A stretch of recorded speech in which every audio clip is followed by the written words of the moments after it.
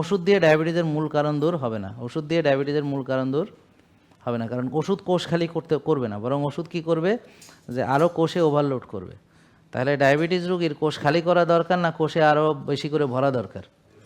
তাহলে এখন ঠিক ডাক্তাররা উল্টা কাজটা করে আপনাদের সাথে, যার ফলে আপনারা এই রোগ থেকে আর ভালো হইতে পারেন না, আপনারা রোগীই থাকেন। তা এখন আপনার করণীয় হলো আপনি কোষটা খালি করে ফেলেন, তাহলে আপনার এই ডায়াবেটিস ভালো হয়ে যাবে।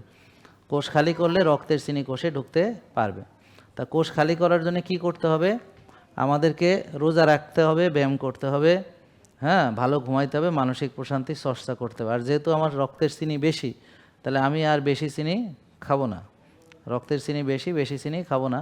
তো ভাত চিনি, রুটি চিনি, ফল চিনি, দুধ চিনি। তো এখন যদি কেউ এই ভাত, রুটি, ফল, দুধ এবং চিনি জাতীয় খাবার বাদ দিয়ে তারপর সে যদি শাকসবজি, মাছ, মাংস, ডিম খায়, তাহলে রক্তে চিনি আর তেমন আসতেছে না। আর এদিক থেকে সে রোজা রাখে, ব্যায়াম করে, যদি কোষ খালি করে, তাহলে তার ডায়াবেটিস এমনিতেই ভালো হয়ে যায়। এর সঙ্গে সে ভালো ঘুমাবে, মানসিক প্রশান্তির চর্চা করবে, রোদ্রে যাবে, ঘাসে হাঁটবে। এই হলো তার চিকিৎসা।